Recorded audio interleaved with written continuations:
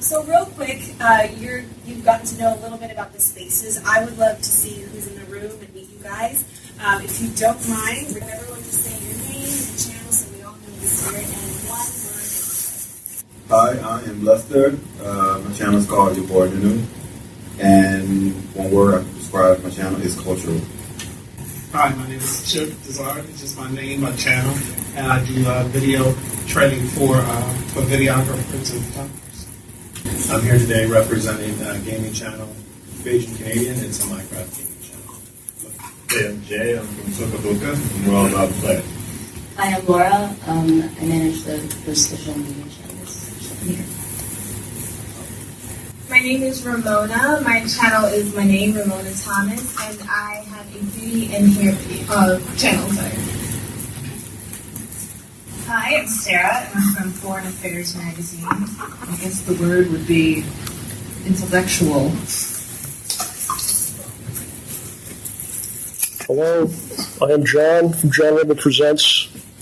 My channel's cats and videos of people falling down. To describe my channel word, beautiful. Thank you.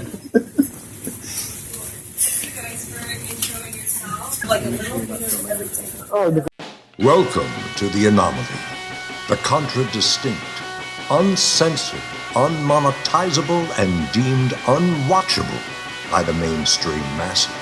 We are the ones they cannot control and attempt to hold back, but together we form revolution.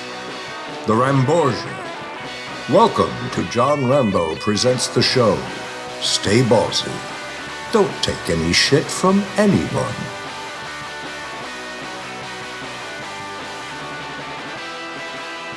What's this noise I'm hearing, Howard? It's her lapping up her water. She starts. Her? Who is her? It's the lady. Wait, there's a lady in your home lapping up water? No, it's my Please dog. Explain. Your dog. No, my dog's name is Lady. So before we start every show, we like to do a little 10 seconds of silence. And then what I do is I kind of take the room noise and kind of take it out of the track. So the show sounds somewhat good. I don't know if it even works or anything. Unfortunately, it still has our voices in it. So that's true, yes. We were unable to do it today. Can't do it. There's some sort of a... What's going on? Slurping? I thought it was coming from you, Howard. Oh, come on. You know me better than that. Underneath the table you're sitting at there. I don't know what's going on, but... Yeah, Lady's eating her food. Finally. And you were saying she usually doesn't eat? No, she usually doesn't eat her food, and she's a pain in the butt, man. Because I was like, Howard, just make her stop eating. He's like, no, she doesn't eat. She's finally eating. Yeah. Why won't she eat her food, man? Are you giving her the human food? Yeah, well, every now and then we'll throw her a bone. We'll get her, we'll make some eggs. Yeah. We'll throw some veggies in her food, or some really good stuff for her. Throw tuna fish in there. She eats a lot of fish. That's what John eats those things as well.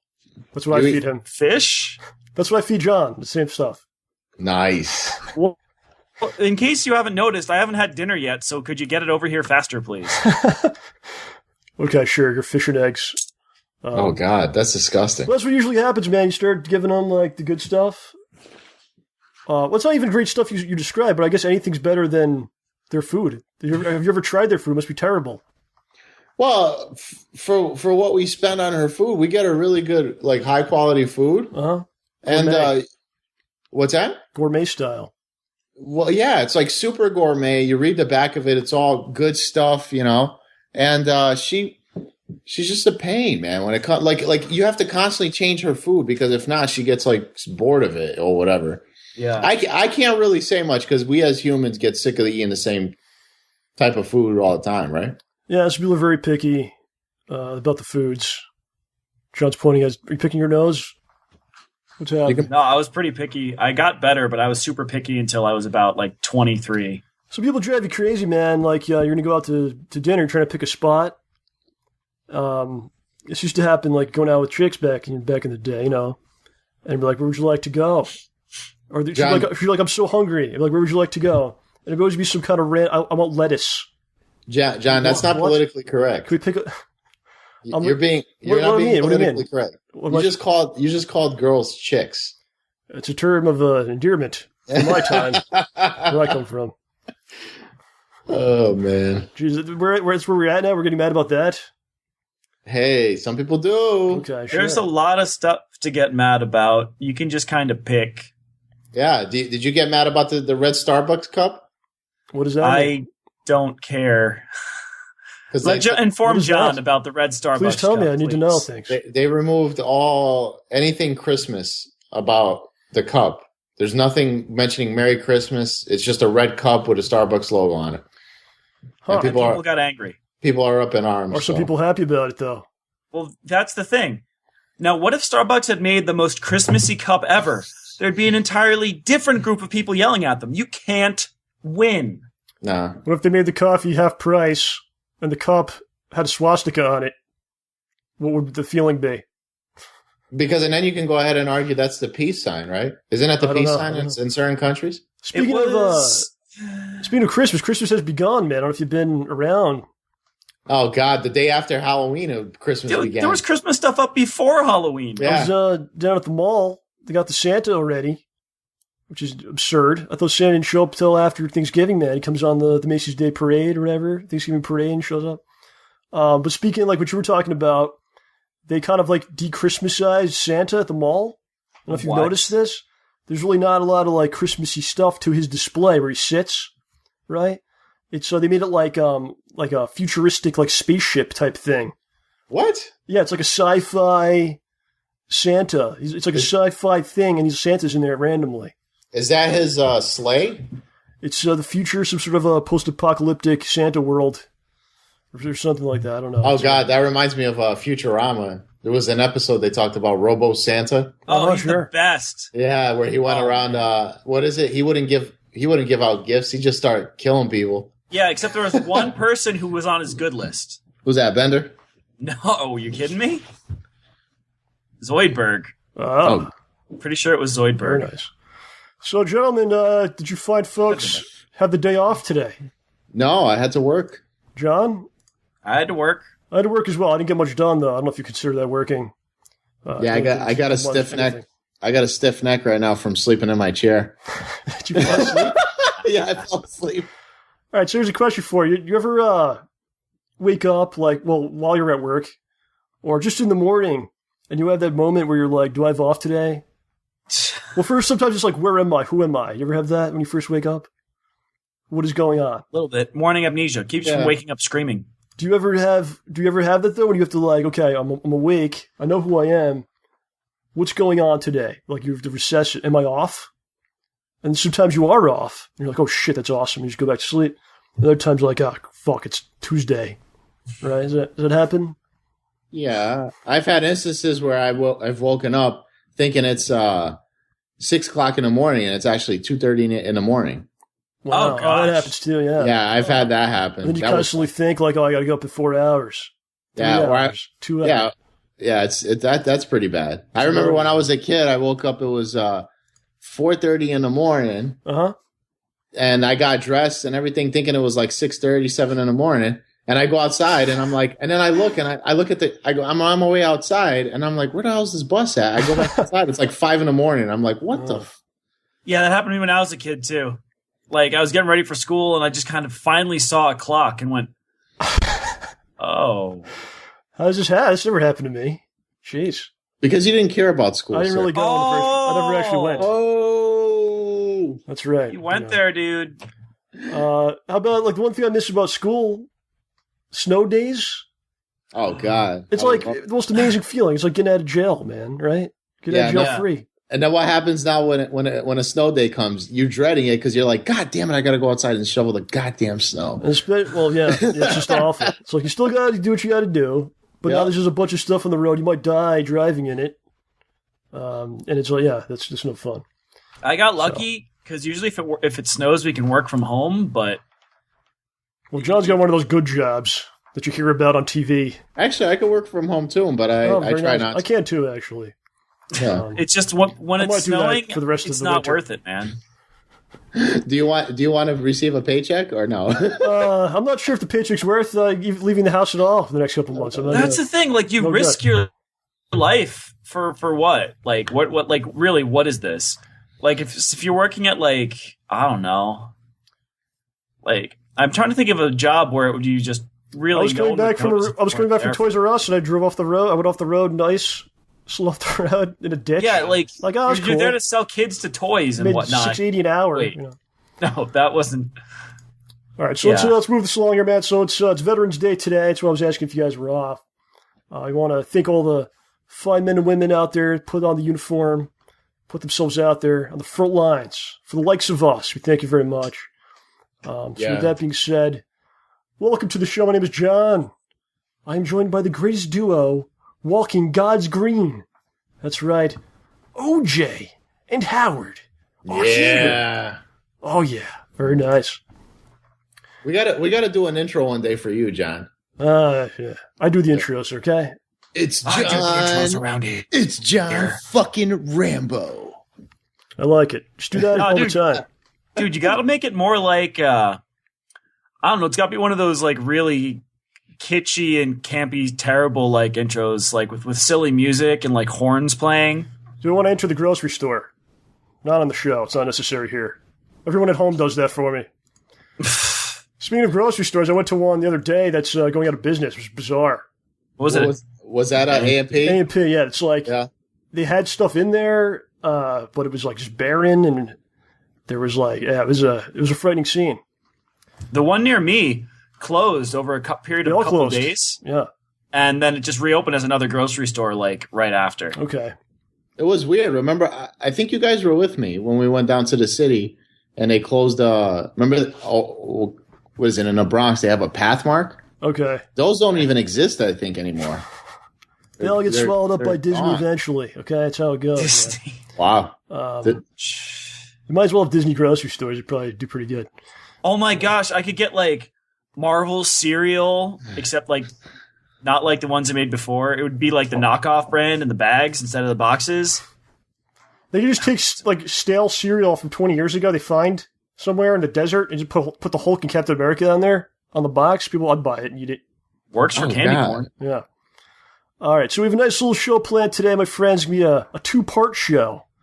Yeah, like the sitcoms, you have like the cliffhanger, but you're going to kind of get it all in one ball of show today. That's right, man. One ball, John? One ball, a big ball. Would that make it a eunuch show? That would be no balls. Hey, man, it's not the amount of balls you have. It's what you do with the balls that you got. Okay? So, it's pretty ballsy. For the first half of the program, we're going to have Howard with us for the beginning of the program. In the second half, we'll be joined by one of the all-time great show guests returning. She appeared on all the way back in episode number 23, which I think was in 1974, I think, something like that. She returned on show 110, it was about 2 years ago. Voice actress, musician, returning to the program, Alicyn Packard will be here for the second half of the program. Looking forward to that. Woohoo! And we actually have a nice rest of the month of November planned out. Next week, we'll be joined by Mr. Ed Trotta. It's his birthday today. Mr. Ed Trotta's birthday today. Yeah, happy birthday, Ed. Yeah, so you have a moment, man, you like the man's work. I know you do. I know you like his work. Head over to Twitter, throw him a birthday message at Ed_Trotta. That'd be nice of you to do. And then the week after that will be our annual Black Friday show already. Oh, God. 2 weeks from now. Can you believe how fast time goes, Howard? What kind of disasters are we going to see this year? Remember last year was you and I. John was on a sabbatical last year. Oh, God. I don't know if you remember. Do you remember we called the Toys R Us?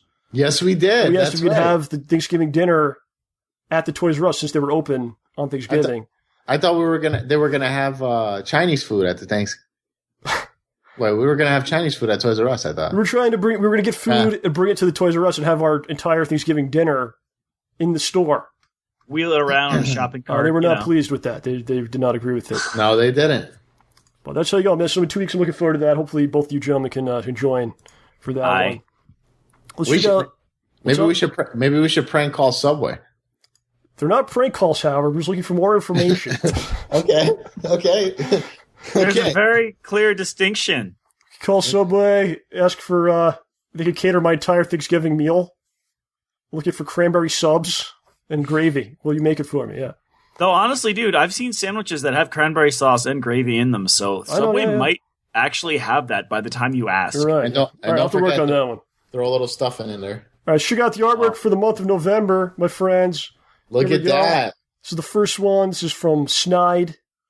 Last week we did our Ninja Turtles commentary track for the 1990 movie. And he threw us this, man. It's Ninja Turtles. I'm Leo. Yup. Brian is Raph. OJ. Donatello. You okay with that? You're very picky about this. I mean, I prefer Leonardo, but I mean, you're pretty much the leader here. Though what's funny is I actually do have a purple shirt. Howard to Michelangelo. Yeah, my favorite turtle. And Ed Schroeder as a Splinter. Which makes sense. Really well done, all this. Yeah, it's really cool, man. Thanks a lot. And the other one comes from us, from Bradley OX. It is us working at Subway. Well, actually, it's our own sandwich chain. I'm sorry that we created. STAYBALLSY sandwiches. You're a hilarious petty complaints. Yeah. 9-inch subs now available. So John is schnozzing blue goo onto the sub. I'm dumping OJ with some pulp all over it. Oh, very nice. And Howard is painting the Mona Lisa with a sandwich. With the sub. He's that good of an artist. Yep. So awesome work. I'm using raising one eyebrow like I always do. Snide and Bradley, I think, did all the art for the entire year, which is awesome. Thank you, guys. It's great stuff. So. Oh, yeah. You know, it's all we need, really. And if anybody out there, you want to send in some art for next month, simply send it in before next month begins. And there you go. So, one other thing I want to talk about here, picture-wise, our friends, Moonsboro and Smart Guy, finally got their prizes from Ramborgian Squares from about 2 months ago. John sent it off to them. What did they get, John? What do we got here? This is Moonsboro's So this must picture. be Moonsboro. Yeah. He's got 2 Wolverine collectible resin statues, a stealth watch, which, the stealth watch you can barely see. It's that black, it's a black splotch. A stealth watch. Corner there. Yep. It just looks like a black armband, but when you touch it, it lights up like a watch. And a small figurine of Terra from Final Fantasy VI that I had made. Ooh. You made it? Yeah, the little figure. Wow. I'm not very good, so it looked kind of goofy, but yeah. All right, so Smart Guy got 2 Wolverines as well. They both got the same thing, right? Smart Guy got 2 Wolverines and a weird little mouse keychain. I think it's a Dragon Quest. You got to tell the story about these Wolverine statues because they each got 2 of them. The Smart Guy is very freaked out about this. Why do you have more than one, let alone 4? How many do you actually have, Nestel? On me in my house, I have at least 2. There's 2 left. At my parents' house, I probably have a considerably higher number. I just need to find where that box went to. So we're going to tell the story about these Wolverines. This goes back to 2003 when X-Men 2 came out on DVD.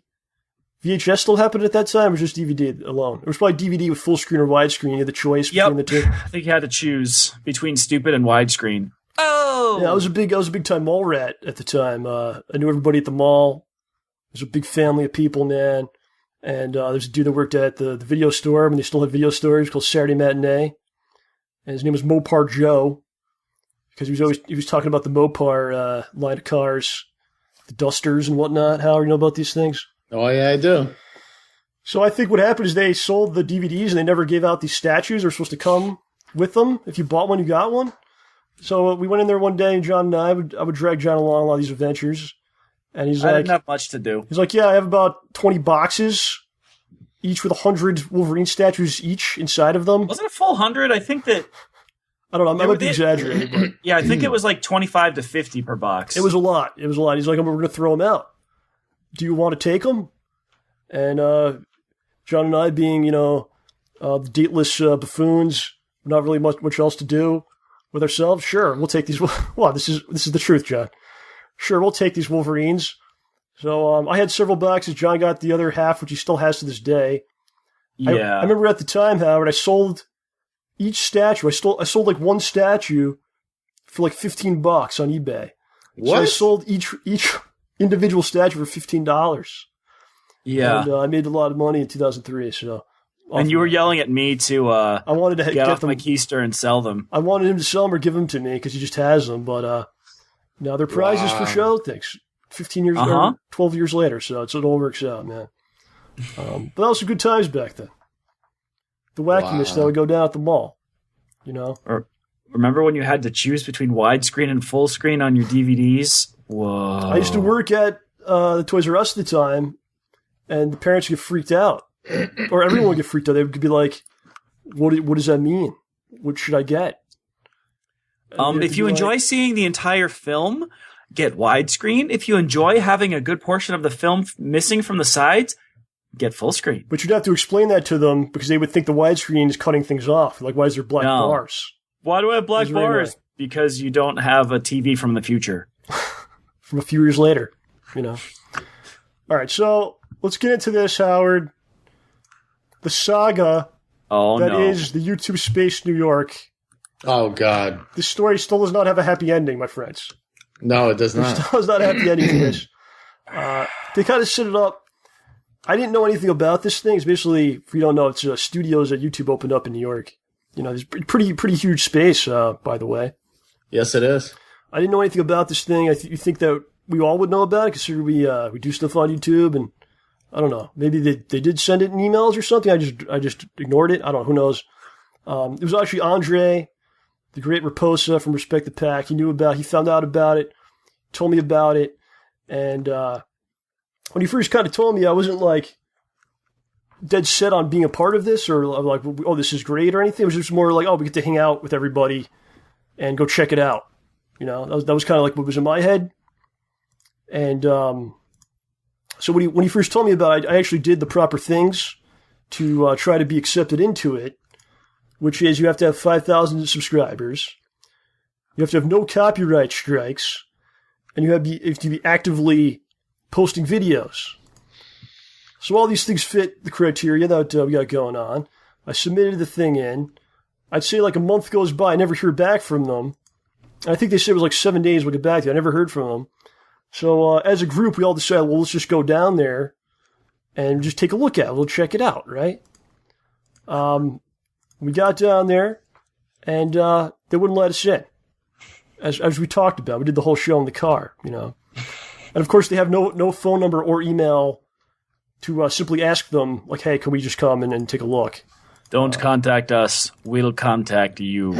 Yeah. So at this point, it seems like I don't know what to do. But after kind of researching it a little bit more, I thought this might be kind of a cool thing for us to do because we don't really have access to sets or like high-end equipment and all that stuff. And if you look at the last Schnoz Made Hole Punch episode, it's mostly people talking inside of cars because we really had nowhere left to film. We had nothing left. Oh, yeah. We basically exhausted everyone's house. I think, Howard, we did outside of your house. We did inside of John's house. Two different houses for John. So I think what we want to do here is kind of make things that are good and are cool and we're proud of and something. Right? And maybe it's something that a place like that could help in some way or the possibility of these things happening could be done at this location. So 2 days later, after we got kicked out, I get the email that we've been accepted. And you have to take this online class, which I kind of talked about. This guy, Brent, is the host. And it's very, come on, bros. Let's unlock the space, dudes. Oh, yeah. And that kind of stuff. And then after you do that, you got to pick a date for your on-site orientation, is what they called it. And they mentioned only 2 people can come from the channel. So unfortunately, John had to work. So my bad. Talk to Howie. Howie, you're on vacation? Yep. Howard was on vacation. It all kind of worked out. So we decided to go down there. And I met up with you. We drove down. And let's kind of talk about, we were periscoping the entire day. And I think Periscope's really cool. I really like it. It's got that feel to it, like with Twitter. Like when Twitter first came out. And you're like, oh, this is kind of interesting. People can talk to you instantly and we can respond to them. Now it's just kind of like, oh, it's Twitter. I don't even want this. Aww. But it's kind of a cool thing, man. Like you're live, like on the phone, people checking out what you're doing, and I have unlimited data, so it works for me. And I love using as much data as I possibly can just to screw Verizon. I love doing it. And we took 2 hours worth of video that day, which I oh my gosh, which I don't know. I have it all saved. I don't know what we're doing with this. So what I'll do it here tonight on the show. I'll kind of stick it in to things we're talking about. But So the ride down, Howard, was a good time. We had some interesting conversation. Oh, yeah. We always do. Yeah, we were talking about our first cars and whatnot. Yep. Yeah, we'll have to, I don't know, we'll have to bring it up again at some point. But one of the things we did when we got down there, we went to Howard's karate school headquarters. Oh, yeah. What was this all about? Tell us about this. Yeah, so I had to pick up another gi, and they make a heavyweight gi that has the embroidery of the school's symbol and kanji and everything else. So the next time I was in the city, I was going to stop in and pick it up. Being that coincidentally we had to go back to YouTube Studios, I decided to go down there. It's on 23rd Street. Yeah, and John, let me tell you, man, I don't know if you've been to a place like this before. I wasn't really, I mean, the karate places I've been to before, Tiger Schulman's, shit like that. Okay. So we got to Howard's place, man. And you got to take an elevator up, and as soon as the elevator door opens, like, it's hardcore, okay? It's hardcore in there. You can see the people in there doing crazy shit. They're all got the gis on, very pro. And you got to take your shoes off when you get inside. And Makes sense. There's people, everyone's bowing to each other. It was a very respectful environment. And it was like very real, Howard. Is that how it always is? Yeah. You give me no warning about this, right? I'm a Serious slob off the business, street. huh? Well, I had to. Yeah. I thought there was a homeless vagrant wandering in that they karate chopped to death. Oh man, you're a piece of work. Man, it was like, oh my god, this is hardcore stuff right here, man.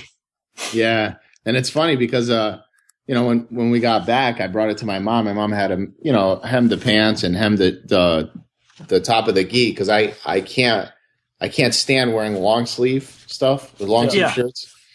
So she hemmed it and everything else, and she did a really good job with it. But it took her like freaking days, man. I felt bad. You should have worn it tonight on the show here. It's drying. I just washed it. Have you worn it in combat yet? Yes, I wore it yesterday. Why'd you have to watch? It was covered in blood after your battles. No, you got to wash that stuff every day, man. Yeah.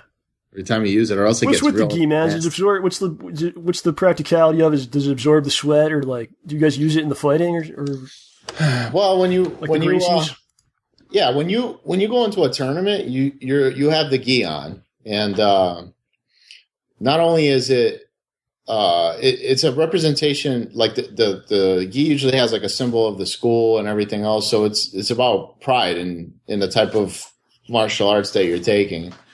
And it's nice because the more expensive gis like this one, when you throw a punch or a kick, it actually snaps because of the fabric. So you hear that snap. Yeah, you hear that wind sound. Yeah, thunder, so it's like thunder crack. Like, man, this is great. Yesterday when I was in class, I said, "Man, it's like night and day. My old gi sucks. It's like paper thin. It's terrible." John, are you a gi man? Do you wear one in public? I have had owned just for several lovemaking over the course purposes of my life. You've had one? Yeah. What were you wearing? What were you wearing for the Dan costume? That's a gi. That's a gi. I also took Subak Do when I was in middle and elementary school, and I did kendo in college.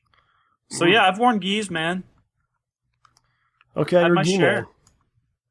You're a gi guy. I've never owned a gi. I feel like I should get one now and just show up and start challenging people and then run away. I'm not sure that's how it works. You might not want to do that. I'll just run. Yeah. So then we went to the Chelsea Market, which is where the YouTube space is located, and we're walking around in there. Oh my god, it's awesome in there, man! Like, yeah, you explored it, John.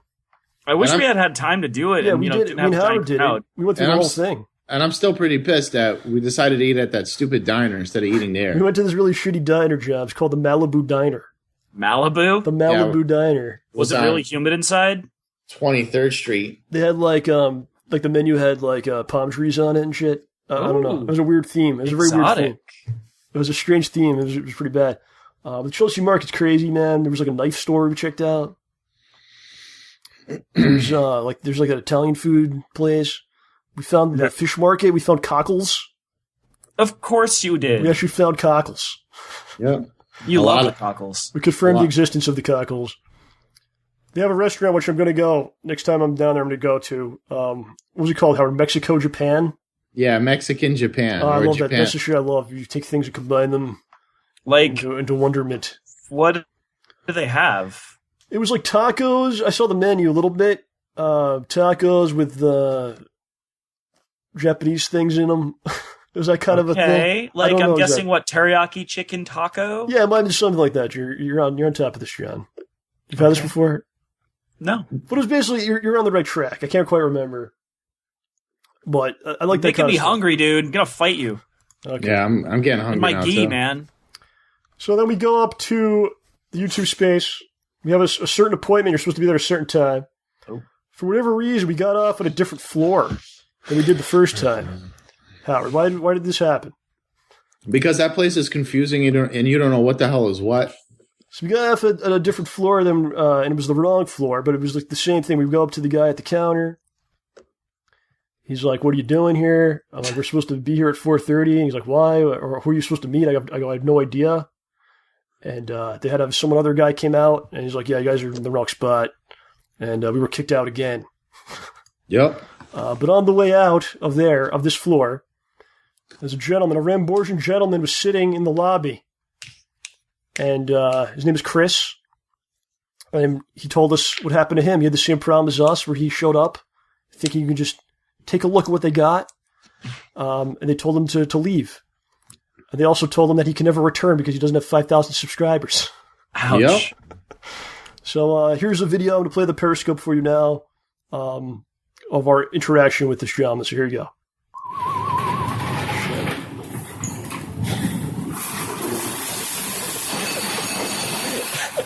You're a piece of work, you know that? So we're at YouTube. We're going up. We got to go up upstairs. We were at the wrong floor. We met this gentleman here. Who knows who I am? I know who he is now. It's all good. Tell the people. I have no idea. Tell me what your channel is, so come subscribe. I have a gaming channel where I do Let's Plays, and I occasionally stream roughly about 4 or 5 days a week, whether it's Splatoon, Mario Kart 8, Super Smash Bros., or Super Mario Maker, and soon to be Mario Tennis Ultra Smash. The name of the channel is Silva Shadow 1990s, SILVASHADOW 1990. That's right. Subscribe. Thank you. Get this man's 5K subs so you can get in. Thank you. I also meant to ask, because I know you don't respond very often. How was the trip to China or Japan? Oh, my trip to Japan was great. It was great. Yeah, that's all. Thanks, man. Real name's Chris, by the way. Nice Good to see you, Chris. Good to see you, brother. Good luck, man. Good luck, yeah. Don't let him stop you. Get in there. Just kick in the door. It's stressful at times, but it's all good. That's it. All right, man. And I greatly appreciate it. All right, buddy. Yeah, you too. Thank you. Is this coming, or what? It's the YouTube offices right here. What do you think they're doing back there? Giving copyright strikes? What? I was the whole time. What do you think I was doing? Why? Get out of my fucking email. Where we're supposed to go, because I'm looking like a We're supposed to go upstairs, dude. All right, so there you go. His name was Chris. He was an awesome guy. We had a nice conversation with him. And if you couldn't hear the audio, his channel, if you'd like to check it out, it's youtube.com/SilvaShadow1990, SILVASHADOW 1990, Shadow 1990. And I've had some chats with him on Twitter. He's a nice guy, Howard. What did you think about me and the gentleman? Yeah, he was a great guy, and I wish him the best of luck, and hopefully, he can expand his channel. You guys should check it out. Yeah, we're check it out, man. Definitely check it out. I told him if we ever get to go back there, he could come with us to the studio there. He can come in with us. Yep. If we can get in, which we still don't know. But it was probably the highlight of the day, just walking down and... Are you John Rambo and Howard? I'm glad that OJ guy wasn't there. He's really annoying. Do you have any weapons? Oh, yeah. People ask for you all the time, man. Okay? Do you have any weapons? Yeah. So then we have Howard. Find our way to the correct floor. And where we're supposed to be. And the place itself... All right, here's another video. I'm going to play the other video for you. And then we'll kind of talk about what you saw. It's a very grainy, not great-looking video, but here you go.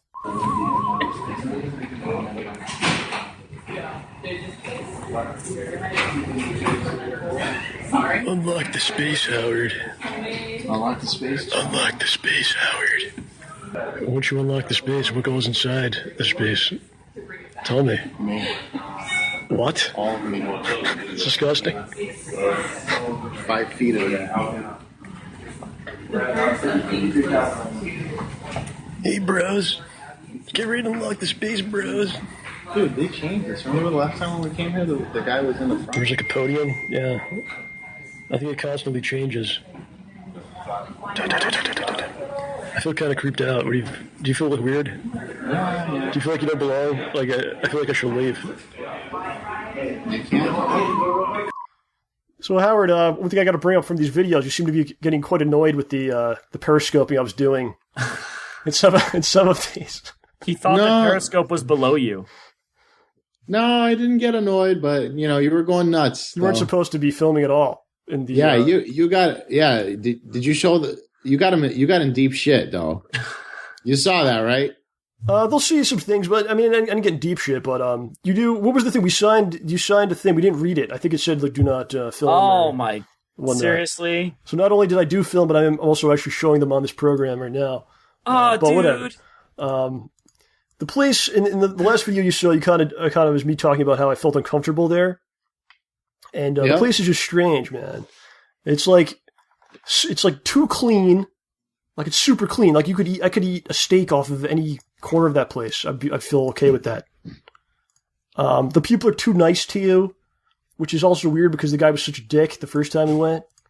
But we were supposed to be there this time, so then they're very nice to you. Well, dude, you're the product on YouTube, man. And then like the whole building is very stylized and like abstract for no reason, like everything. Like the steps are like different shapes and like get smaller and they're like, oh wow.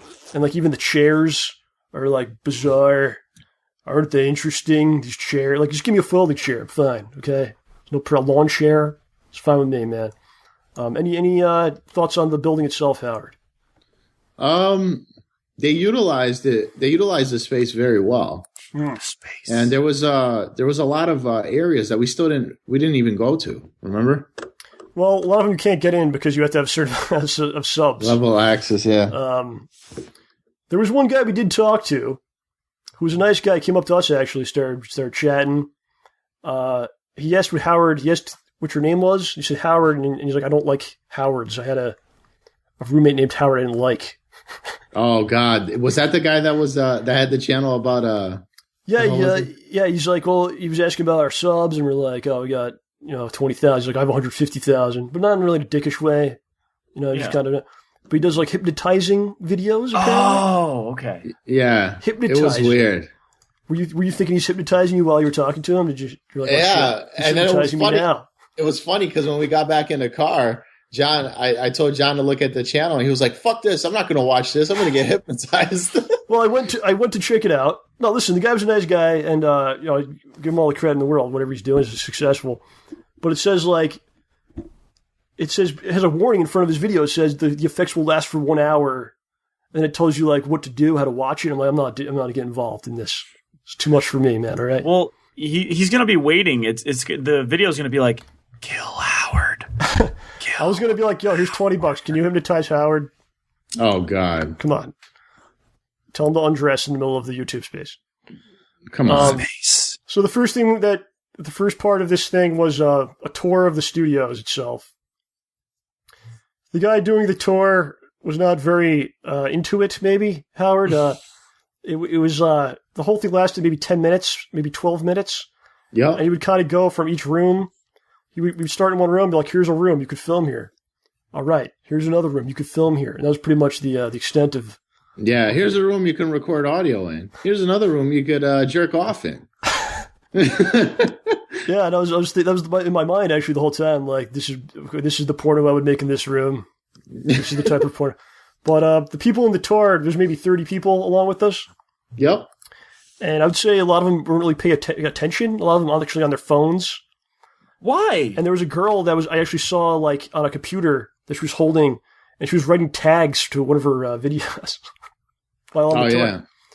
And like I said, some of the studios you can't actually get in. They didn't even show us the Studio D. You need 50,000 subscribers, and what they said was in there was actually a full subway car. Yep. Sounds pretty cool, but they wouldn't even show. I want to eat a sandwich in it. That would be the film, yeah. OJ eats a sandwich in a subway car. Yeah, they had some cool sets. They had it was a diner set. They had a like a TV room set. It looked like they had another one that looked like a dining room. It was like a dining room or like a very fancy boardroom or something, or yeah, it could be like a villain's, lair. Yeah, yeah. But you were telling me, John, that the diner isn't soundproofed. Yeah, and their reasoning is, well, there's people talking a lot in a diner, so it makes sense. Yeah, some of the sets are soundproof, so you could lock the door and you're good. Other ones are just out there in the open. So like, yeah, if you use this one, people might be walking by or like making noise, but it's a diner, so that's what a diner has, But so like, okay. So for my next video, I'm gonna do blah blah blah blah blah blah blah blah blah. Just walking by while you're recording. Yeah, exactly. Yeah, the sets were cool. The place was really interesting. I mean, yeah, I'll tell you one thing. There was one thing that annoyed the shit out of me, man. Well, they sit us down after the tour and they go through some type of legal things and all right, hold off on that for a second. Okay, we'll get to that stuff.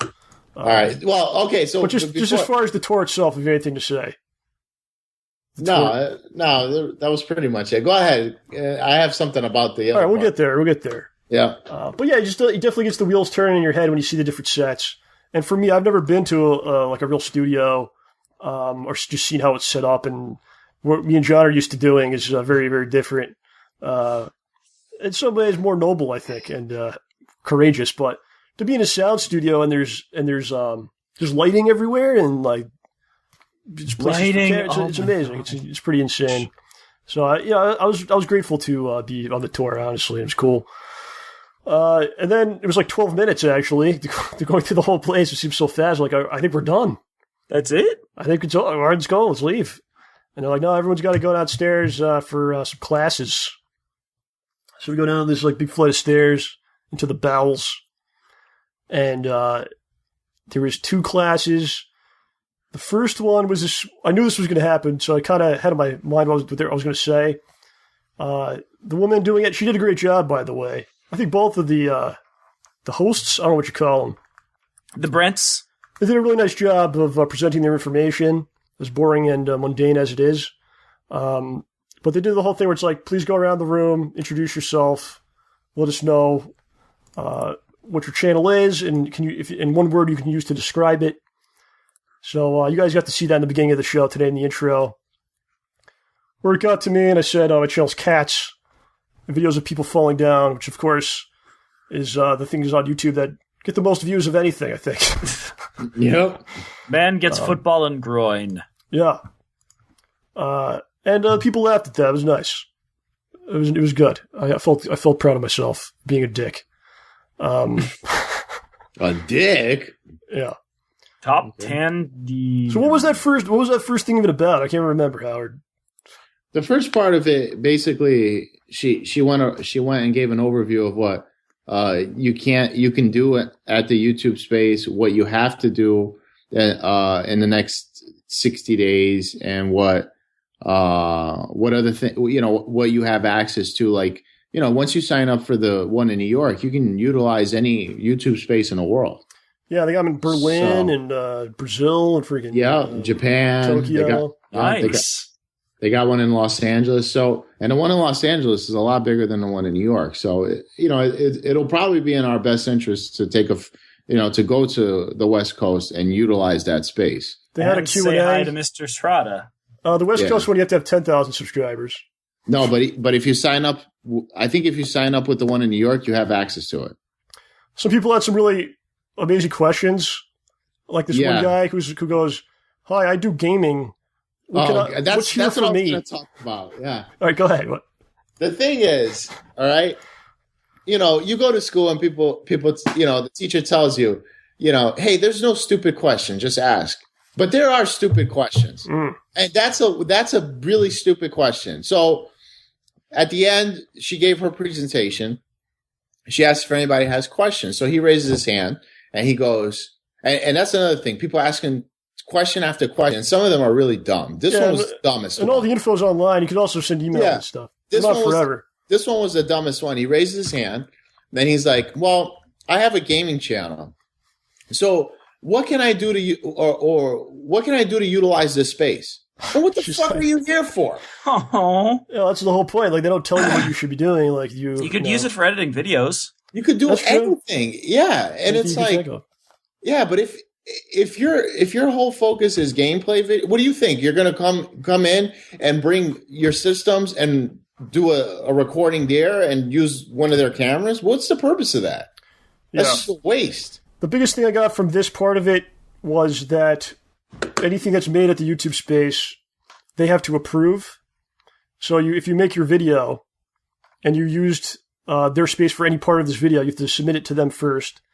Then they have to say if it's okay or not, and then you can put it up on your channel.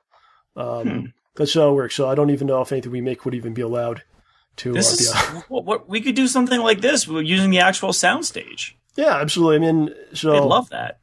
There's a lot of little things like that. You can be banned if you do certain bad things, and I don't know, whatever. There's some talk about like insurance. If there's a lot of the cameras are insanely expensive. What's that camera? The red camera or something, Howard? Oh God, that red camera is like $50,000. So let's say we're doing something, and OJ maybe drops or trips over the camera. Yeah, we're $50,000 in the hole. They might hit you with the bill, so like you might want to get production insurance, shit like that.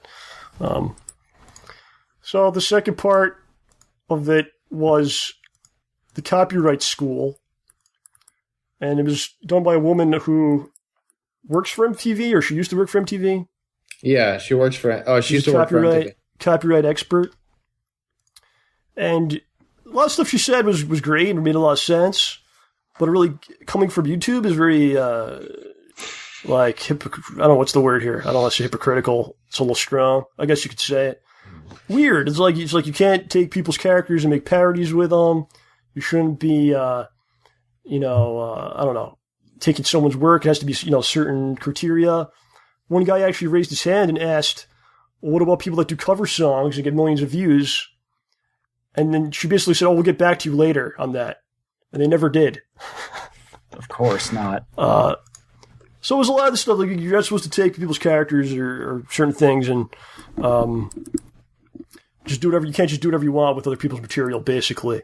But if you really look at YouTube, that's pretty much what it is, whether it's people doing like entire game playthroughs or it's mostly parodies of songs with other characters put into the songs that aren't supposed to be there. And I don't know. Look at like Dragon Ball Z Abridged. That's 100% parody using the actual art from the series. What did you think, Howard? Am I off track on this?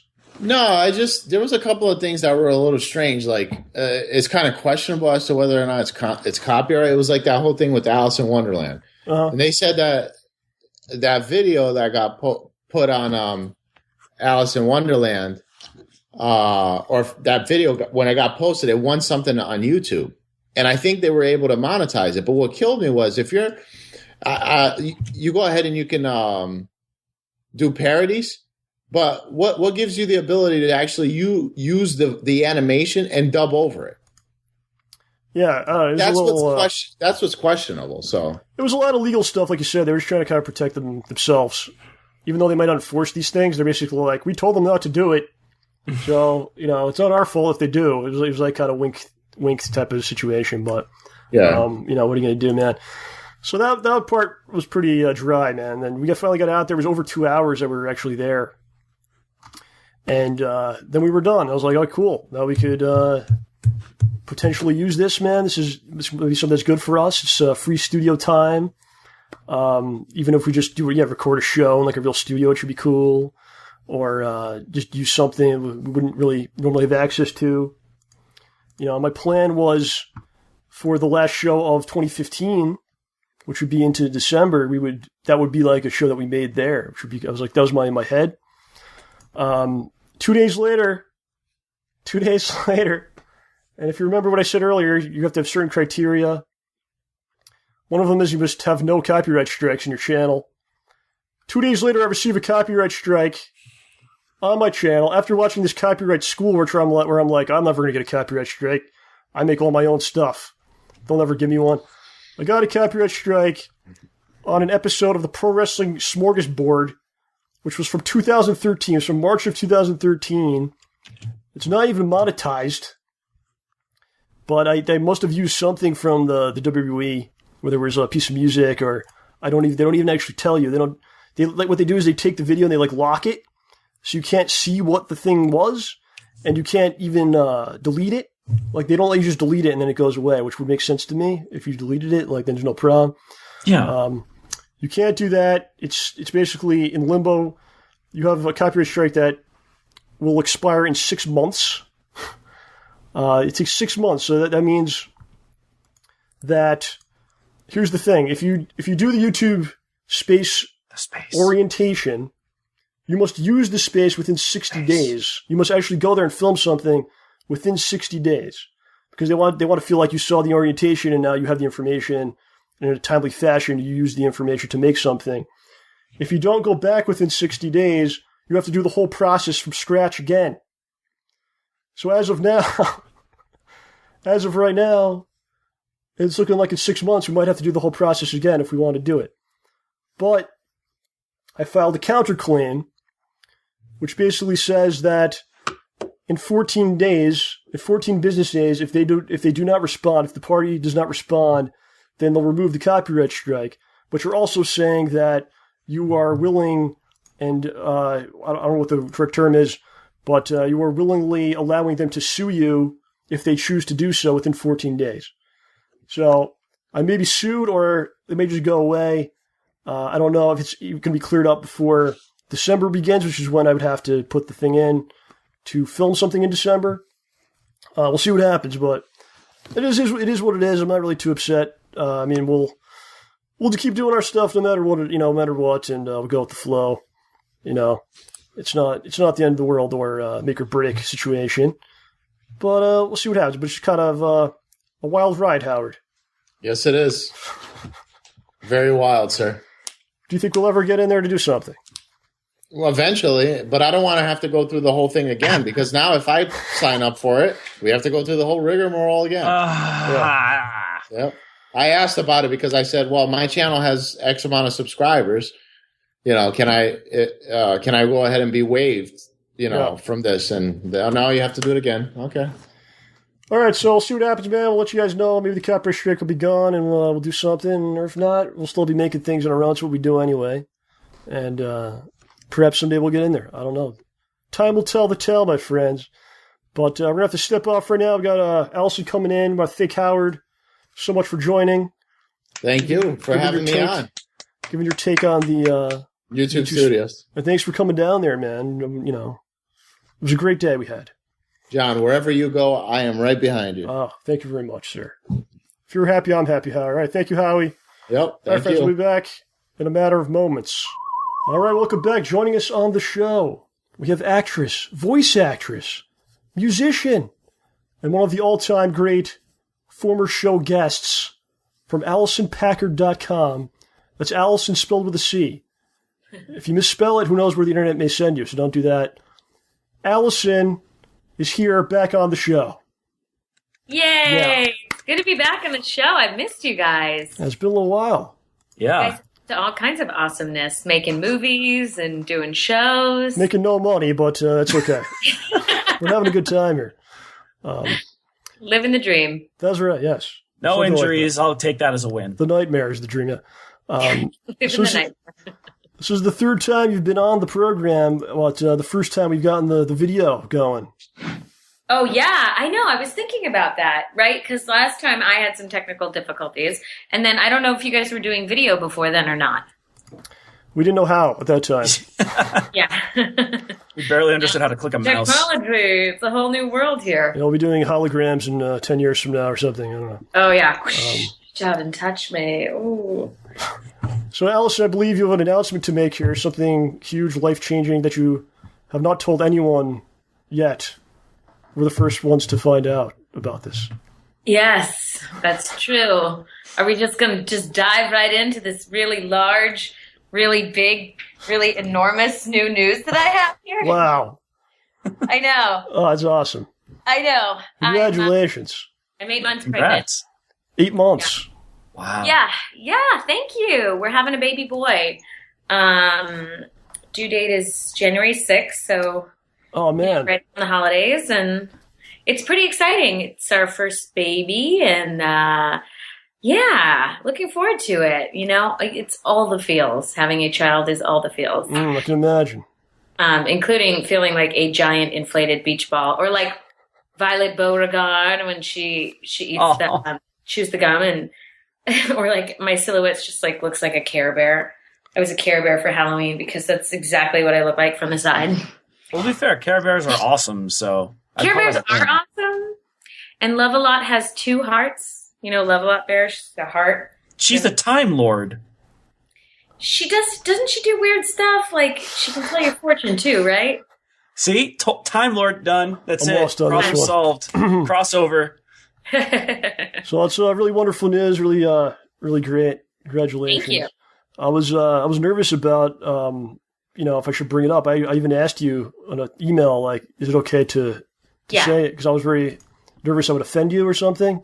Oh, yes, I know. Well, there's lots of things to say to a pregnant person to offend them, but when it's this clear that, somebody's pregnant, I don't have a problem with it.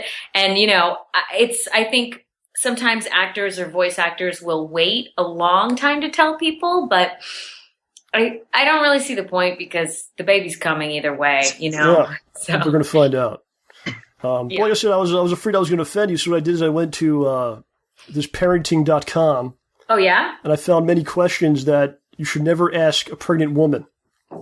Hit me. I found these questions out. So what I want to do, I'm not asking you these questions. I just want to throw them at you and just let us know if it is actually offensive. Okay. Okay, so. I'm ready. The first this one. Is all jest, right? Yeah. And again, don't actually answer. We want to know why asking this question is bad. Okay. No. Just, is it offensive to you? You don't even have to get into that. But for the first one they said you should not ask is, was it planned?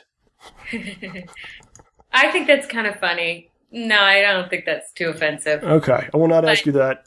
It could be offensive, I guess, to the right person. Okay. Given context. Yeah, all right. I mean, you can ask that to a person too, right? Like, I know at least one person in my family, like, who wasn't planned, and I don't know, that'd be like, oh, so you weren't supposed to exist. Aw, I'm so glad you do, though.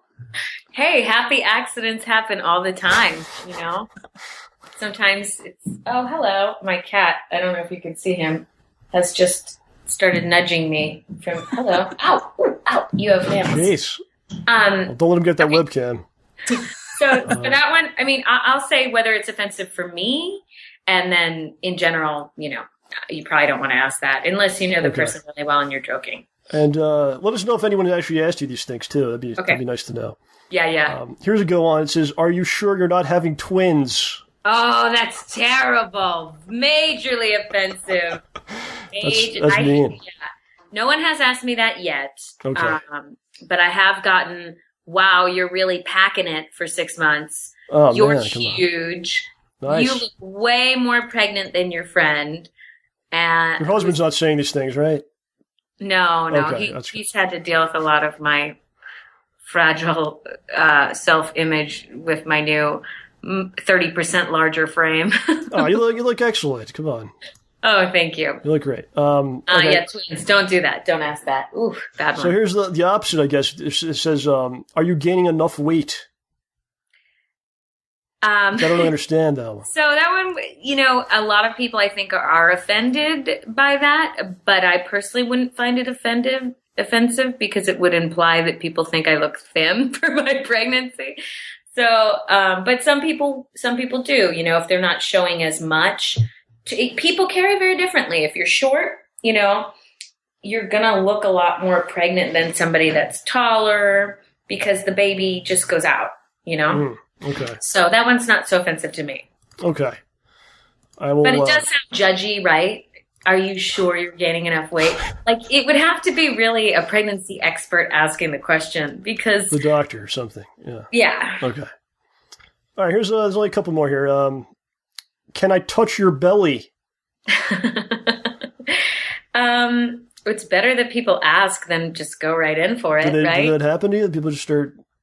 Yeah, so that actually, people have touched my belly. Somebody touched my belly today without asking, and Wow. it wasn't that bad. It was like somebody I knew from the gym that I don't know that well. You kind of don't want people in your personal space in general, but I don't think it's that bad because most time if people are wanting to touch your belly, it's because they want to give you love. And it feels like that. Yeah, yeah. I mean, if they were like, "Oh, you're huge. Look at," like, I'd be like, "Oh, I don't." But some people are really offended when that seems to be a big one. Yeah. Well, it's touching when you're at, any type of touching. I encourage you. If people want to touch me on the street, that's perfectly fine. It doesn't happen I ever. feel the same way when I'm not pregnant. Yeah, John, people ever touch your belly? We need more human contact. We need more hugs. I think so. Yeah, if people touch my belly, usually it's with one finger and to poke me, so I kind of have a twitch response at this point. And do they usually go, woohoo? They try to make me say that, and it's really annoying, honestly. I'll work out, calm down, dang, I get it. Oh, don't get pregnant then. Yeah, John. I'll do my best. All right, two more here. It says, you're hoping for a girl, right? That's so weird. Yeah, it's weird. For a girl, right? That just totally disregards that would be, I don't know if offensive or it would be more just like, you're a weirdo. That's a little odd, yeah. I'm hoping for a human child, I guess. I mean, I don't know what to say at this point. Not even the gender, because I think most people have an idea of a preference towards one gender or the other, but the fact that it's worded like you're hoping for a girl. I hope you're one of those people that hopes for a girl. You're not one of those people that doesn't hope for a girl, are you? Yeah, one of those weirdos. I wanted a girl, but it's a boy. All right, and here's the last one. But now I'm totally excited about that. Wait, say that again? What happened? I actually wanted a girl. But then I found out it was a boy, and now I'm really excited it's a boy. Oh, excellent. We're going to name him John, by the way. Oh, really? Are you saying that? John STAYBALLSY Packard. Oh, I like it. Very nice. I mean, it's my name again, which, it's a tribute. I like it. Okay, here's the last one. You can't eat/drink that. Oh, yeah. A lot of people have ideas and thoughts about stuff that are really outdated. There's definitely, sure, there's some foods that you might want to avoid and stay away from. But yeah, I would say that's offensive. Especially because the people asking, it's not like your midwife or your doctor. It's somebody that has no idea and probably has never been pregnant or hasn't been pregnant in 30 years. Or they're the wrong gender and they can't actually be pregnant. Get pregnant, yeah. But even pretty much unanimously, caffeine is, I don't drink much caffeine right now, but the little caffeine is okay and stuff like that. So when people are like, "Oh, you shouldn't be drinking that," it's just, go have your. Are there things you've had to stop drinking or doing that you look forward to coming back into your life? Well, alcohol is something that everybody's like, "You don't even miss it." I'm like, nah, right, sure. You miss it. But, I mean, it's not like you just have the baby and then you can go have a beer. Go wild. It's a little wild. Yeah. Oh, man. Is there any truth to I hope this is not offensive, I'm just asking questions here. Is there any truth to the strange cravings stuff that people say in TV and whatnot?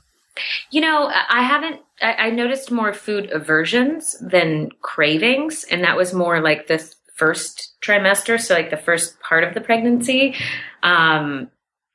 I would really want pizza all the time, but I guess it's not really that strange. It's just sometimes, one time I wanted anchovies on my pizza. That's a little bit weird, but I think it was more like, what can I eat that won't make me sick? Oh. So it was more like things that I didn't like. I didn't like fish, any kind of fish, and I normally love fish. Huh. I couldn't eat, my cravings were milk and cereal, which I never eat milk. I never drink milk anymore, really, or eat cereal, but I was eating Life cereal. Did I just lose you? No, right here. Right here. Oh. Just went a little. We got you. Don't worry. Okay, good. So milk and cereal was like a craving. Yeah, I drank a lot of milk. I guess it's not really that wild. Can't you make something up for us? Come on, this is milk and pickles. Like milk and pickle juice. All right, awesome. And it's a boy will be named John. Excellent. That's what I was going to ask you. Mm-hmm. And someday you could show your child this very program that you're on while they're also on the program. Oh, yeah. And they'll be like, who are these two guys? And you'll be like, well, they're now in jail or dead or something like that. Or both. Or both, yeah. But there you go. We're a little grim here, dude, aren't we? Okay. No, we're okay. But let's cheer up. Let's move on. I was kind of, catching up on your stuff. I was looking on your various social media things, and I found there's this entertainment blog that I guess features some of your stuff, and they said that Alicyn is sort of like a PG-13 Amy Schumer, but with a smart, sexy flair that's all her own. How do you feel about such a quote? Yeah, that's pretty. I mean, I love Amy Schumer, so I think it's pretty awesome. Yeah. Did you guys have a chance to check out my new show Youkai Watch that premiered on Disney XD a couple weeks ago? I've not. I didn't get to see it, but I've heard a lot about it's a tie-in with a game, right? I've heard that it's getting super popular. Yeah, the game came out last Friday. Yeah, and I play this character Jibanyan, and he's this red cat that basically all the yokai are based on these Japanese spirits, and so he's actually a dead cat. He's a cat that got hit by a car, which is super sad. But the good news is he came back as a yokai, and now he lives with Nate, who's the boy who has the yokai. He's in he possesses the Youkai Watch, and Jibanyan moves in with him, and he's like, I am a cat and I like you like that. I tell half truths like a diplomat. He's just very nah, not now, Nate. Doesn't want to have it. Is that your character? Yeah, that's the main character. We're all voicing 20-something characters, which is pretty amazing. Wow. It's really stretching in a lot of different directions. Male characters, female characters, and all these yokai, some of whom, one of the guys, Cheek Squeak, is this, he has this butt face, and he just farts from his face, and if you get infected by this yokai, he'll make you fart at inopportune times. Wow. This is a Disney show. Disney XD. It's actually a Japanese I was going to ask. show that they redid for American audiences. So this is the next big thing coming over, like Pokemon or something, or That's what they're saying. They're saying it's going to be the next Pokemon. But that's awesome. So did you do the voice? It's really funny. It's cute and it's funny, and we're having a good time. I saw there's a lot of fans that were tweeting you and stuff like that. Yeah, a lot of people are excited about it. Normally preschoolers aren't on Twitter, so it's nice to have a show that's older people are watching, So did you do the video game as well as the show? We did some stuff for the game too. Yeah, it's on DS. Yeah, the 3DS. Yeah. So you're basically Jibanyan's the mascot, right? This is pretty much you're on all the box art. Jibanyan's on all the box art and everything. So that's pretty sweet. So. He's the coolest one. I can see why. It's the coolest of the cool, John. He's cool. He's cool, man. He's cool. Yeah, so that's a lot of fun. We had a lot of fun working on that show, and I'm also narrating a show on Oxygen called She Made Me Do It. And it's about women, the classic femme fatale, women that convince men to kill for them. Oh, wow. I've met some of them before. Oh, yeah? So you've done, you've done a lot of trailers, voiceover, for trailers, which is not really common, unfortunately, for women. You've done a lot of promo. I'm the voice of the Ovation Network. I think I was doing that last time I talked to you. Okay. I can't remember. I've been doing that for about 2 years and voicing other network promos. And it's the Arts Network. So it's on your cable. Time Warner carries it, and Dish. And it's a beautiful network. Their branding is gorgeous. And I'm happy to be a part of it because it's just so cool. It's the Arts Network, and all their programming. I'm like, I'm your viewer, Yeah. I want to watch this. So these voices, whether you're doing that or you're doing the Ojai stuff, is this a voice that you kind of come up with yourself and then bring it to them, or do they kind of like, this is what we're going for? Can you try to pull that off, or how does that go down? Well, the promo stuff is just my normal speaking voice, and so it's about kind of interpreting the copy a certain way. So like brand words that come up like gravitas and art and culture, just having those things in mind as I'm telling you what's coming up next, So promo is more about imbibing the read with that sensibility so that somebody might just say coming up next on ABC, but is he capturing the drama, the thriller, like coming up next on ABC? Or like the humor and the comedy and the sitcom side of it, coming up next on ABC. It's just a different way to kind of read and interpret. But when it comes to auditioning for animation, they will often give you specs. They may or may not include like a little picture of the character that you're reading for, which is always helpful, right? Because you can kind of see like, well, what does her face?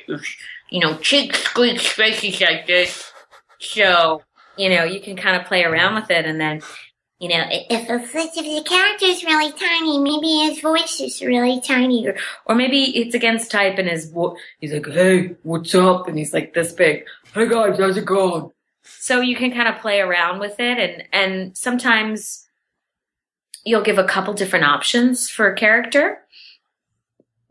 And then if they like you, they'll bring you in, and sometimes they'll work with you further to get that character, like, okay, 8-year-old girl, like super enthusiastic, but like a little bit of like a teetotaler, somebody that's a little bit of it has to have things exactly the right way. Oh, wow. So the personality comes out in the voice, or like an 8-year-old is just like cool, like just hip and like laid back, like is going to talk a little bit different than like somebody who always has to have their ruler in exactly the right place.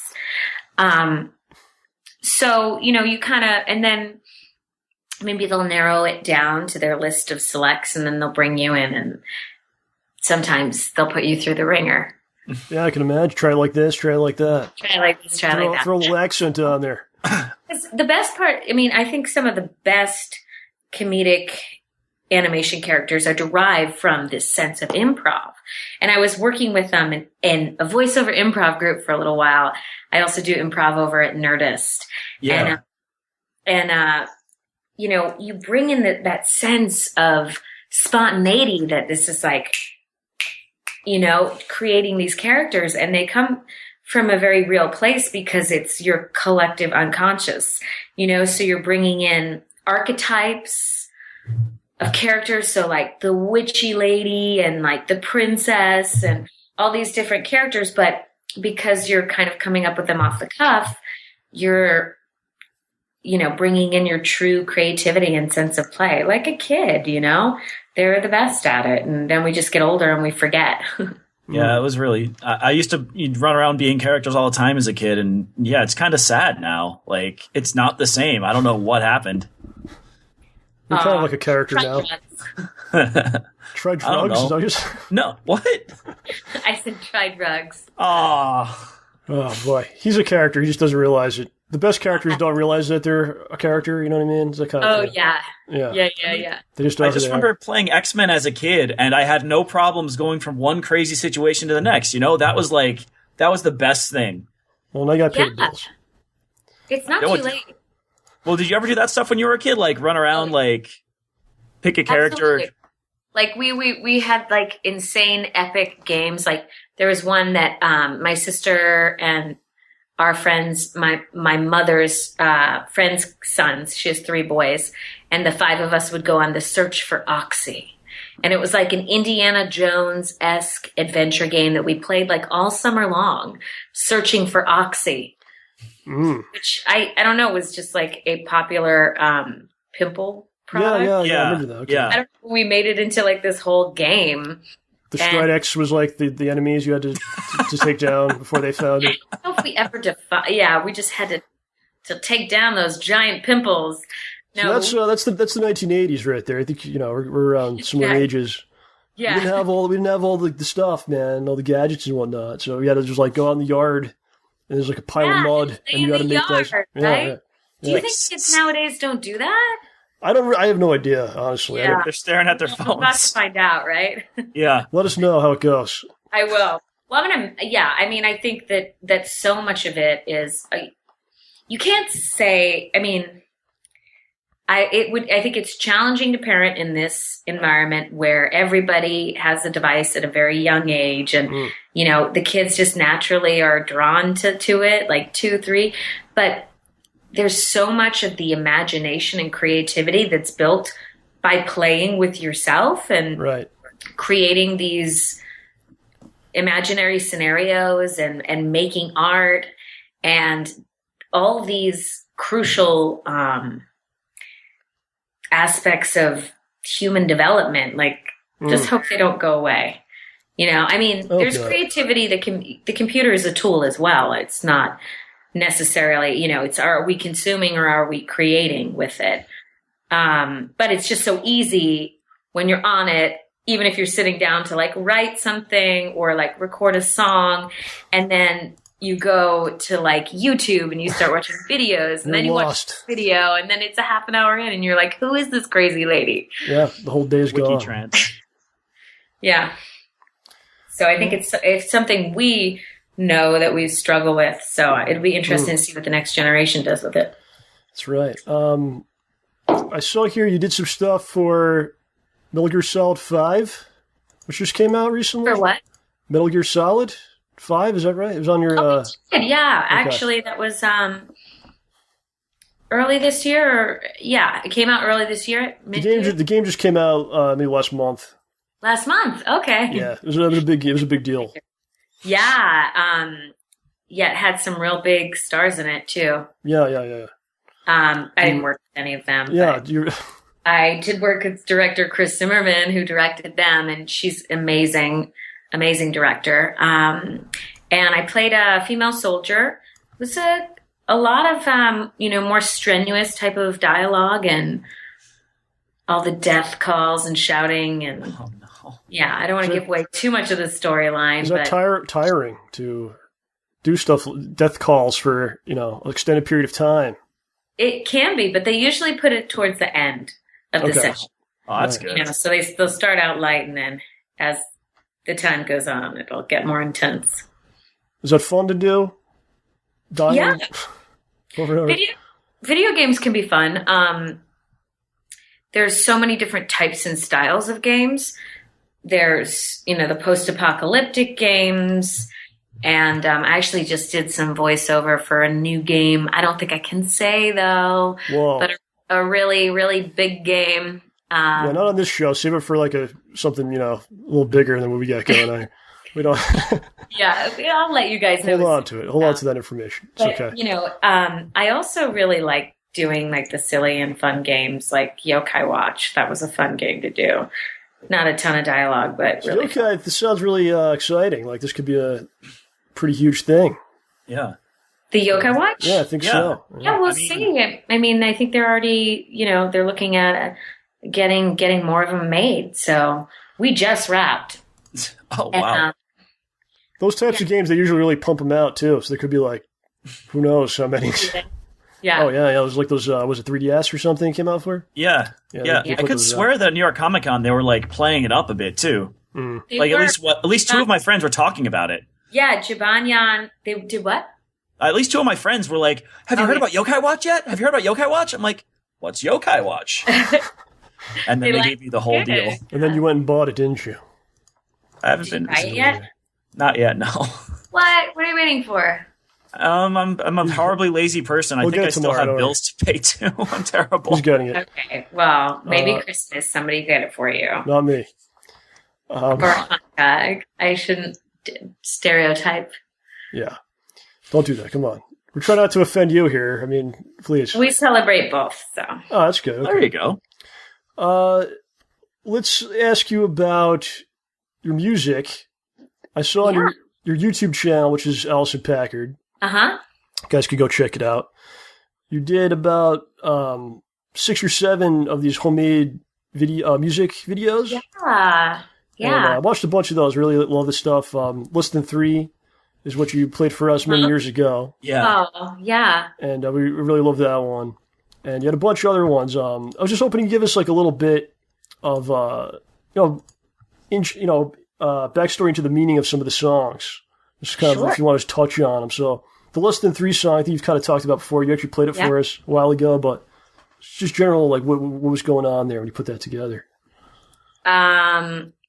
Well, Less Than 3 stands for the symbol, a less than sign, and then the number 3, which is a sideways heart. And so I was dating someone at the time. It was kind of, sometimes people hold a special place in your heart, even if they're no longer in your life. Especially, if you love someone, you kind of love them forever, even if you're not meant to be together or they're not the right fit for you. So it's kind of a happy song with a little bit of a sad outcome because ultimately that relationship was not the one. But the happy news is now I have someone else that will text me than 3. But that people always, they make an impression and they stay in your heart for a long time. Yeah, it's a really clever song. It's like the title, oh my God, so good. I have a bunch of new songs that I haven't been able to put up there yet. It has been so busy, but I can't imagine why. I know. We also just bought a new house, which we're in the process of remodeling and then moving after the baby. So that's actually been taking up more time than the baby, than the pregnancy. More congratulations then, dang. Thank you. You had another song, I think, was this you did like electric guitar on this one? It was, Pretty Lie. Right? Yeah, Pretty Lie? Pretty Lie, yeah. Okay, what's going on there? What's happening? What's it all about? Where's it come from? So I wrote that song after coming back from Burning Man. Maybe, I think the last time I went was 2012. And so it was probably around then. And it just this idea that we live in more than one reality sometimes. It's like we're living in these alternate worlds. And it's so beautiful and it's real, but it also, in a sense, it's a pretty lie. And it also kind of reflects the way things have changed and shifted with social media, and that we all kind of, some people share a lot of negative things with their life, which is, here or there, but I usually just share like positive things. So then it looks like, everybody's life looks like their life is so perfect. Right. But really, interesting. Even some of the people I know that share the most on Instagram and are always like doing these like amazing things. You see them in real life. You're like, how are you? They're like, oh, terrible. It's just, it's interesting how it's like we're living in this dream world in a way. So it was kind of exploring that with kind of a shimmery, like dreamy kind of. Wow, it's really interesting topic there. Yeah. Because anytime you present any kind of information about yourself, you want people to think something about it, right? So. Right. Yeah, it's interesting. Yeah, we shouldn't be allowed to talk about ourselves. We should have only other people can discuss us, maybe. I don't know. But then, I don't. But then, I don't know. And then everybody else is just defining who you are. Oh, I was thinking more lines of, I don't think I want to know what everyone else is saying about me. So all these songs we're talking about, you can check out. You can find all these songs at Alicyn's YouTube channel, Alicyn Packard, which I'll have a link to in the description of the video. I want to ask you about, I think one of my favorite ones, the Paper Rose. Oh, yeah. Yeah. That's a song about new love.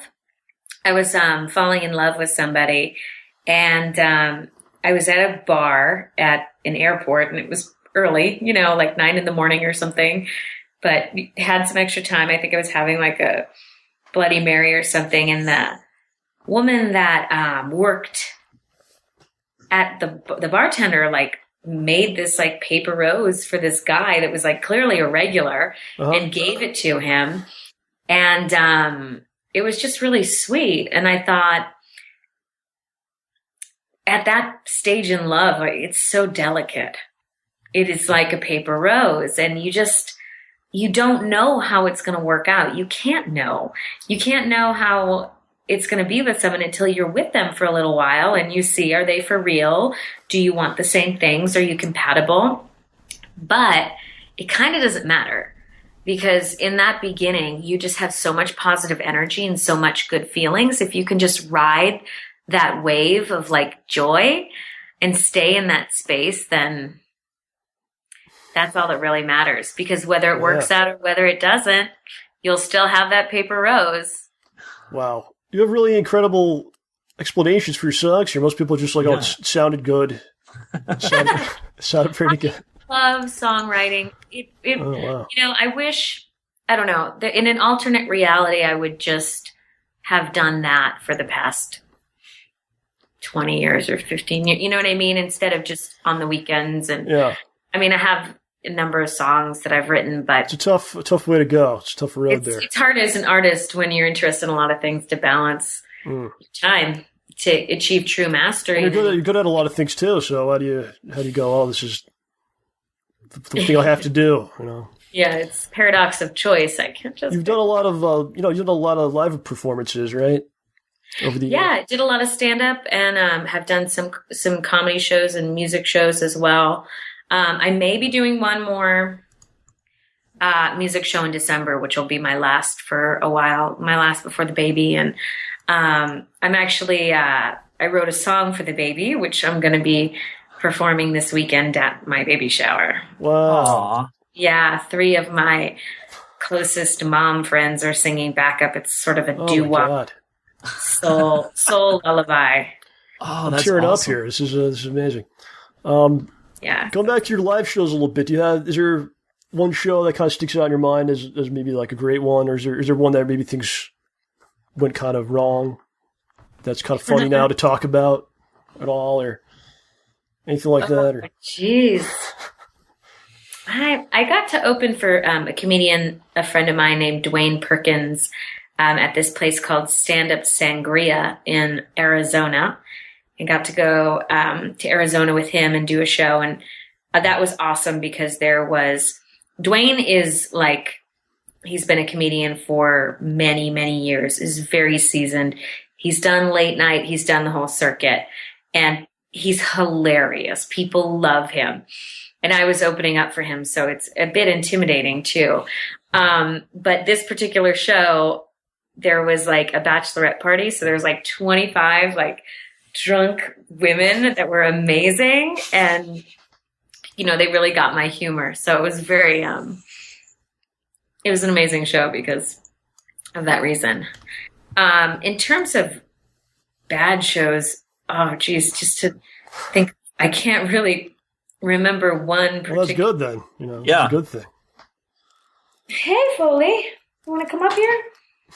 Come here. Like that one time in Cincinnati, when the roof caught on fire or something. Oh my goodness! This is a Skype cat. Oh wow! Oh wow! Is he really big or just from the camera perspective? Looks about 200 pounds in the camera right now. It's definitely the camera. Okay. Hey, getting eaten by a huge cat. No, he's so sweet though. Sorry, I got distracted. Oh no! You said you didn't have no bad shows, which is good. There's definitely been some bad shows, but no bad shows. It's good. We'll just go with that. What's some? Do you have any time to watch anything now? Currently, movies or TV that you're into currently? Are you watching anything good out there? Do you do the Netflix thing like everybody? You know, I am so bad at like watching television. I really am. I need to get better at it. It's like on my New Year's resolution every year: watch more TV. Well, you're busy making things, you know. Yeah, you're producing. You know, I watch. You're always a lot making. You can't watch. What's that? I watch a lot of the internet. Yeah. Okay. I've heard of it. It's a good show. It's a lot of weird episodes out there for that show. A lot of weird episodes. That's where they say you're watching the tube, right? Yeah, the tube. Yeah. It's a series of tubes. Is there something specifically you watch online, or? You know, this show. Oh, there you go. I was fishing for that one. I was fishing for that. And it was actually, so I got a Kindle and I've been reading a lot of books. Is that lame? No, that's cool. Oh, that's not lame. Anything good? What did you get? What are you doing? And I also do a lot of books on tape. A lot of books on tape. Right now I'm listening to Elizabeth Gilbert's Big Magic. Huh. She wrote Eat, Pray, Love. Okay, heard of that. And she's a new book. It's on creativity and the creative process. And it's really cool because she has this belief that ideas are sort of floating around in space, and they kind of look for a creative person. And when they find you, they'll like latch onto you. And then you spend all your money and life savings to make the idea, and then you wind up with the... Well, yeah, if you don't make it, you know, then the idea will move on and find another inhabitant. So it's a really cool book that I'm listening to right now, actually. And I'm finding it very inspiring. She has such a beautiful way. You know, her prose is just really gorgeous. And I loved Eat, Pray, Love. I parody it in Emotional Sugar Daddy. Yeah, okay. One of the comedy songs they wrote. And I'm also listening to Purity by Jonathan Franzen. You know this, John? What? No, I don't. No? Okay. So it's a new work of fiction, and it's really good. It stars. It's a book narrated by this woman, Pip. Her real name's Purity, and it's just getting started. It's a 24-hour book. Whoa. And I'm like maybe 5 or 6 hours in, and she's about to kind of join this interesting, I don't want to say cult, we're not quite sure what it is, this like counterculture organization that has some ties with like the Occupy movement and stuff. So, yeah. Would you consider writing a book? It's like the only thing you haven't done, I think. Mm-hmm. Oh, that would be amazing. You know, I'm hoping that having a child is going to spur more of my creative children's entertainment things. I wrote an episode of Poppycat, which is one of the shows I do voices for. Yeah, I've watched that one. You watched? I have seen it, yes. Yeah. So I got to write an episode for that. It was great. And, you know, I've had some ideas floating around for animated stuff, but I love storytelling for children. And I think it would be an amazing opportunity to get to write some kids' books. But I guess we'll see. You know, it's kind of hard to plan out your life too much right now. I mean, obviously voiceover is sort of my main gig, and it's looking like next year is going to be very busy with a couple new shows coming back and possibly some more other new stuff. So that's good. I'm excited about that. I'm a little nervous about juggling everything, but yeah, I mean, I do love the writing process, and whether it's songwriting or writing for animation. And I think the thing with writing a book, especially like a novel, is you put in so much work and you have to be so dedicated, and it just spans so much more time. It takes years to write a book. Oh, yeah. You know, a TV, you know, an 11-minute animated episode might take you 1 or 2 weeks to write. Or for me, it took a month, but you know, depending upon how much time you dedicate to it. Yeah, it's a big one there. Yeah, it would be amazing. It'd be well, Alicyn, I think whatever you choose to do, I think it's going to be quite successful. Seem to be. Thank you. This cat. And It's so good to finally see you guys. Is it that good to see us? Yeah. Oh, it's good. You guys have headphones on. Is that? It just kind of takes away some of this. There's some echo or something. It's, I barely have mine even on, so it's not a big deal. Yeah. I don't know. I don't know. My microphone gets weird if the audio is coming through the speakers, so I just use headphones just in case. Oh. We're listening to other podcasts while we do this. We're listening to good shows. Someone's reading me all my lines as I go through. I can't come up with this stuff. It's funny too, because you want to I'm like, do I look at the camera and then I want to look at you and you? Yeah, and I never know what to look at. These images down here and STAYBALLSY. This one that is a Metallica thing. Yeah. I just stare at my face, I never really know what to look at myself, and I really don't know. I don't even know if people watch. I mean, it's hard to, this is probably going to be close to 2 hours, this show, so. Oh, wow. But you've always had a following. Yeah, we've been around a little bit now. It's very impressive to have. We're always having fun. How many hours a week do you spend on the show? I don't want to get into that. That might be a little embarrassing for me to tell. Oh. But yeah, thanks for coming on again. I mean, you were on in 2012. It was like March of 2012. Then it was about 2 years ago exactly. Oh, wow. It was the second time. Aww. And now you're back for the third time. So it's crazy how time flies.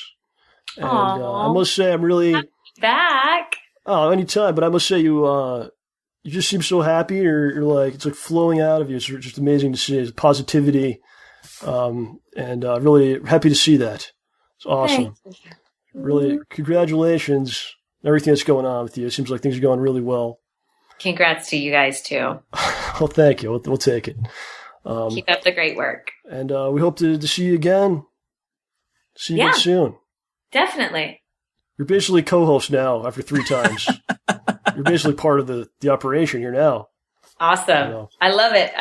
It's always so much fun. Thank you guys for having me. Well, of course, everyone, check out AlicynPackard.com. Keep up with Alicyn. And on YouTube as well. Same thing, Alicyn Packard on there. You just type it in. Channel will come right up. And you also have, you do the Facebook and the Twitter and all that stuff too? Yep. Twitter is at Alicyn. With a C. Yep. ALICYN. And Facebook, same. You can find me there. I have a fan page and stuff. I highly recommend it. Really excellent stuff. There's a lot of stuff online. But this is actually quality things to check out from a really talented person. So I recommend everyone go out there and check it out. It's a refreshing change from the stuff I do. All right, chill out. Chill out over there. Alicyn, good luck with everything. Congratulations. Thank you. We'll be talking to you soon, okay? Okay, talk to you soon. Bye. Right, have a great one. Well, that was really pleasant right there, man. Just you can't help but have some good vibes and let that positivity wash over you, man. With somebody who's got things going on like that, and feeling good about life there, man. Yeah, like just it's so great to see someone who's just genuinely happy and good stuff's going on, and it's really nice. Absolutely, man. So we're winding down here. OJ, would you like to discuss anything here? What's any of y'all who are out in the Ook, which is I believe what the locals call the United Kingdom. No, they don't. I'm going to be visiting Edinburgh, and I don't know how that's how it's pronounced, but I think it is, and London in December, the second week. So if any of you guys are out there, I would love to steal all your food and kick you out of your house for a day or two. So OJ's heading to the UK. Do you have major plans? You'll be hanging out.